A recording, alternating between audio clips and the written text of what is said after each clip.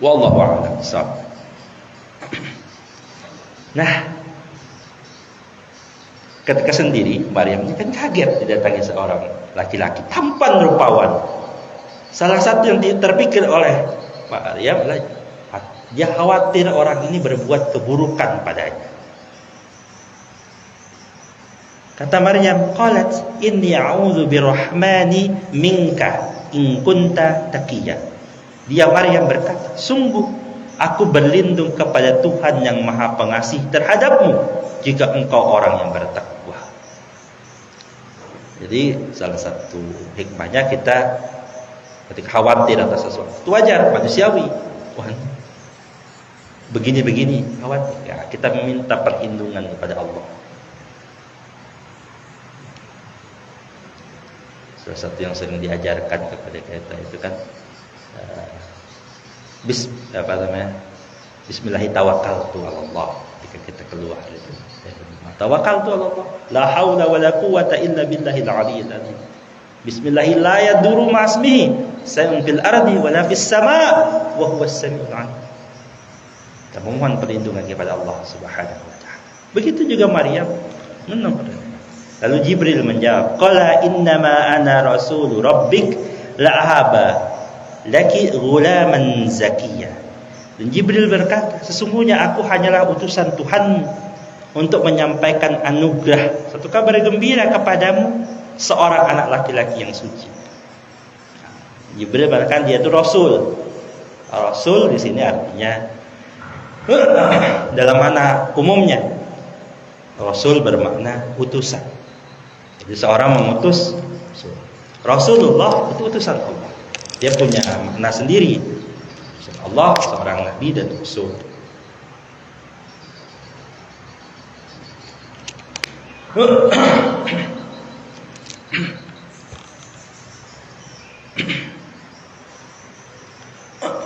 Apa pesan yang disampaikan oleh Jibril kepada Maryam? Wahai Maryam, engkau akan diberikan anugerah. Anugerahnya apa? Anak laki-laki. Hadirin yang dirahmati Allah Subhanahu wa taala. Terkejut Maryam. Dia berkata, qalat anna yakunu li ghulamun wa lam yamsasni basharun wa lam yaku baghiya. Maryam berkata dengan terkaget-kaget, bagaimana mungkin aku mempunyai anak laki-laki? Padahal tidak ada orang, ya, seorang laki-laki yang menyentuhku, dan aku bukan seorang pezina. Bapak Ibu yang dirahmati Allah, kagetlah, ya. Orang nggak punya suami tiba-tiba coba sampaikan pesannya, kamu dapat jodoh orang ini, baik gitu kan. Nah, kaget untuk Maryam. Tapi ini beritanya kau tuh akan hamil, punya anak nanti. Kaget tadi ya, saya tidak punya suami, saya belum menikah. Saya juga bukan pezina. Tidak ada laki yang pernah menyentuh.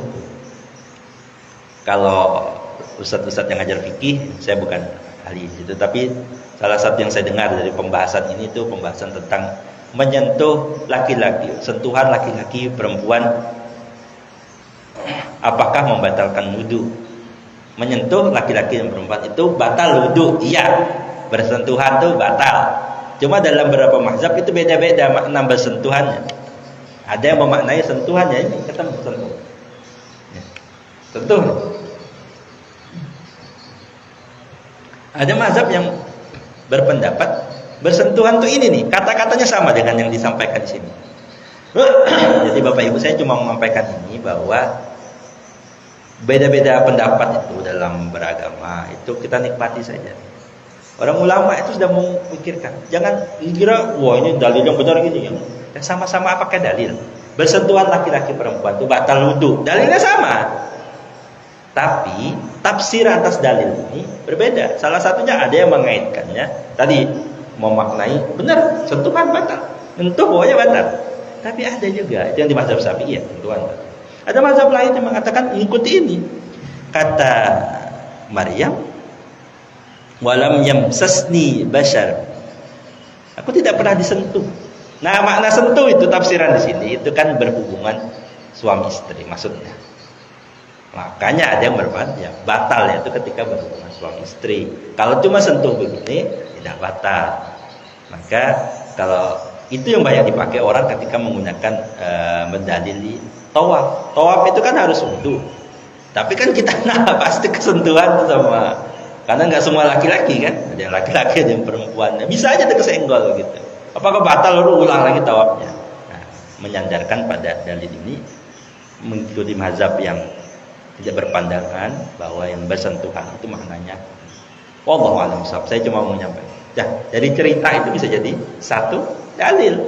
Kalau kita kan cuma dengar cerita, oh iya, ternyata dari para ulama dari cerita begini sudah jadi dalil, jadi satu kaidah fikih. Kaget ya, intinya Maryam di sini kaget. Qala kadzalik, kata Jibril, ya demikianlah. Qala rabbuki huwa 'alayya hayyin. Tuhanmu telah berfirman, hal itu mudah bagiku. Walinaj'alahu ayatan linnasi wa rahmatan minna, agar kami menjadikannya satu tanda kebesaran kepada Allah, besaran Allah bagi manusia, wa rahmatan minna, dan sebagai rahmat dari kami. Wa kana amran maqdiya, dan hal itu adalah suatu urusan yang sudah diputuskan. Ya, Allah bilang mudah itu. Itu jadi pelajaran kepada kita. Kalau Allah sudah tetapkan bisa. Lah, ada yang bilang hebat, Isa itu tidak punya bapak. Dan Nabi Adam dan Hawa tidak punya ibu, tidak punya bapak. Ada. Kalau Allah sudah tetapkan kun, jadilah, maka jadilah iya. Nah, yang saya ungkap di sini, Pak Ibu yang dirahmati Allah, kabar gembira ini bagi kita mungkin bagus-bagus saja. Coba lihat konteksnya. Ada seorang perempuan belum pernah nikah, dia dari keluarga terhormat, tiba-tiba hamil. Apa yang lazim orang katakan? Wah, ini kemungkaran. Bisa-bisanya hamil di luar nikah. Sungguh berat. Itu yang dihadapi Maryam, Bapak Ibu yang dirahmati. Itu yang dihadapi Maryam. Perempuan yang begitu mulia tiba-tiba diuji oleh Allah dengan satu cercaan dari kaumnya. Yang dicerca bukan hanya Maryam, tapi keluarga besarnya. Engkau itu dari keluarganya Imran, engkau dididik oleh Zakaria, kenapa kau berlaku nista? Kira-kira begitu orang-orang berkata. Bapak Ibu yang dirahmati Allah, bisa jadi dalam hidup kita bisa dihadapkan begitu. Tiba-tiba kita nanti dihadapkan dengan kondisi kita dirasa dicela orang, dihina orang, dicaci orang.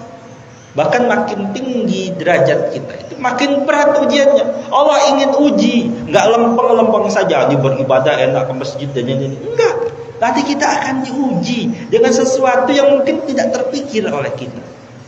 Siapa yang terpikir orang Maryam tiba-tiba hamil? Tuh ada orang terpikir. Apa Maryam coba bisa bilang, aku nggak pernah begini, nggak pernah begitu. Orang percaya? Ya enggak. Masyarakat ketika itu tidak percaya. Wajar masyarakat tidak percaya.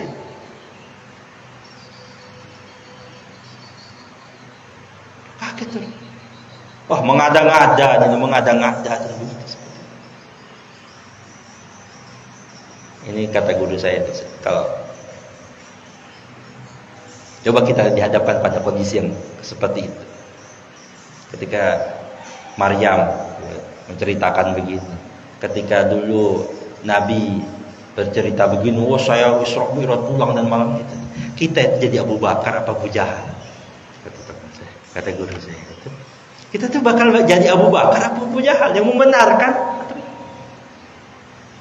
Sungguh berat godaan ujian yang dihadapi Maryam.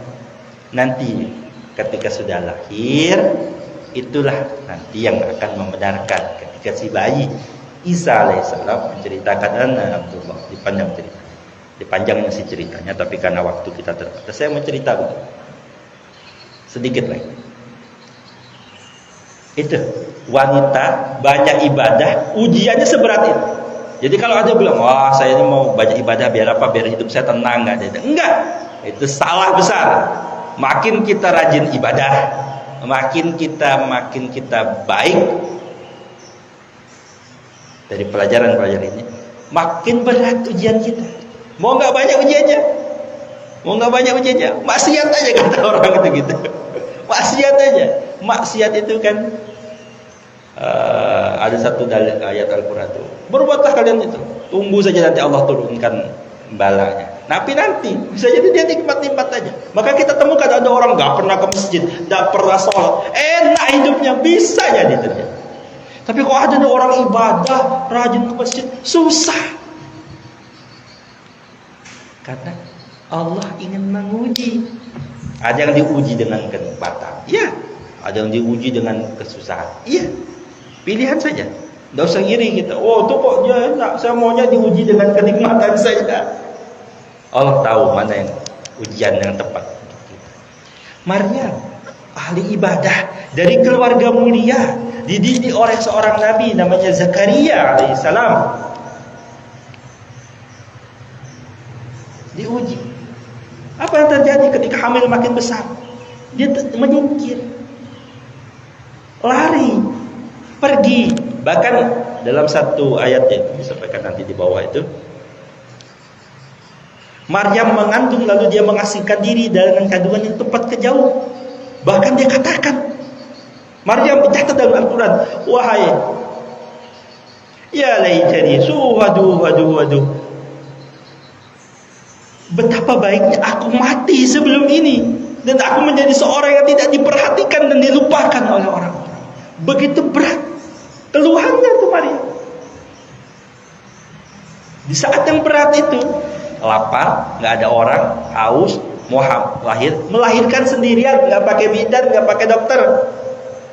Ketika lapar, apa kata Jibril? Tenang Maryam, kabar gembira. Allah nanti alirkan air di bawah. Kalau lapar, goyang pohon. Cuma saya selalu membaca ayat ini dengan teringat penjelasan guru saya. Ternyata Allah ngasih kenikmatan itu pun kadang tidak masuk akal buat kita. Kalau yang gampang kan Jibril bawain kurmanya itu turun ke bawah, ini loh makanannya. Enggak. Ayatnya itu kau goncangkan pohon kurma itu biar kurmanya jatuh di hadapan. Ternyata dengan segala kenikmatan yang Allah berikan pun tetap diminta kita untuk berusaha. Kalau dalam pikirannya ada orang hamil, kesusahan, goncangin pohon kurma. Bagi yang pernah umroh, pernah haji, itu berat, tetap susah. Kalau mau gampang, kurmanya suruh turun ke sini ke bawah. Jibril bawa turun ke bawah, tetapi tidak. Jibril beritanya, goncangkan itu pohon kurma, jadi akan turun ke bawah. Tetap diminta usaha. Kadang usaha kita tuh nggak nyambung sama kenikmatan yang Allah berikan. Sebagai penutup saya ambil sedikit kisah yang lain. Kalau haji dan umroh, bagi yang sudah pernah, saya belum. Saya tahu ceritanya saja ya. Ada satu ibadah namanya sa'i. Sa'i itu apa? Berlari kecil antara Safa dan Marwah. Itu diambil dari kisah apa? Diambil dari kisah ibunya Ismail, Siti Hajar, lari-lari kecil antara Safa dan Marwah 7 kali. Sini, perhatikan Bapak Ibu yang dirahmati. Usaha saat itu Hajar dan Ismail haus. Kalau haus nyari apa? Cari air. Di mana cari air logikanya?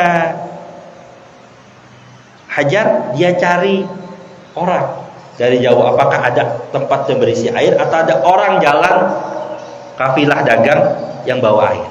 Bolak-balik tuh di antara dua bukit, melihat dari kejauhan. Usaha yang dilakukan Hajar apa? Lari, naik ke atas bukit satu dan bukit kedua. Untuk apa? Untuk cari orang. Ya, kembali nih. Haus. Yang dilakukan Hajar apa? Naik ke atas bukit.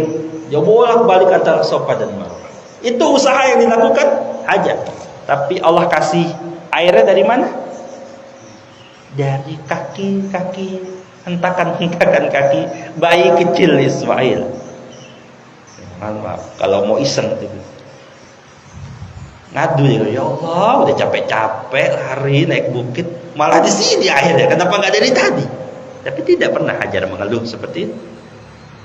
Hajar bersyukur. Kenapa? Karena terkadang nikmat itu tidak datang dari usaha yang kita lakukan. Tapi apakah usahanya sia-sia? Tidak. Allah kekalkan cerita usahanya Hajar itu lari dari Safa dan Marwah menjadi ibadah sa'i. Walaupun kalau menurut kita nggak ada gunanya kan lari atas itu, nggak ketemu kan airnya, nggak ketemu. Tapi sungguh Zam-Zam itu jadi kekal. Sa'inya juga jadi kekal. Wallahu a'lam. Itu kisah Maryam, sedikit terang. Mudah-mudahan mengambil pelajaran dari apa yang saya sampaikan ini. Saya ini orang yang bukan ahli agama, jadi kita berkisah saja. Saya mengambil pelajaran dari apa yang ada dalam Al-Quran, dari hadis, dari kisah-kisah. Mudah-mudahan cara ini menjadi pengingat buat kita semua, menjadi pengingat buat kita semua menjadi lebih baik. Kalau ada yang merasa susah, ada orang yang lebih susah cerita dahulu. Kalau ada orang yang kaya, dulu ada orang yang lebih kaya dibanding saudara, tapi dia juga beriman. Ada orang yang miskin, merasa miskin, ada dulu orang miskin, dia juga beriman. Ada yang merasa kesusahan, dulu ada yang orang susah. Ada yang sakit, dulu juga diceritakan ada yang sakit, tetapi dia tetap beriman. Intinya dari pelajaran apapun itu, agar kita tetap beriman, bertakwa kepada Allah Subhanahu wa taala. Demikian, mudah-mudahan ada manfaatnya. Aku qouli hadza astaghfirullahaladzim. Subhanakallahumma wa bihamdika asyhadu an la ilaha illa anta astaghfiruka wa atubu ilaik. Assalamualaikum warahmatullahi wabarakatuh.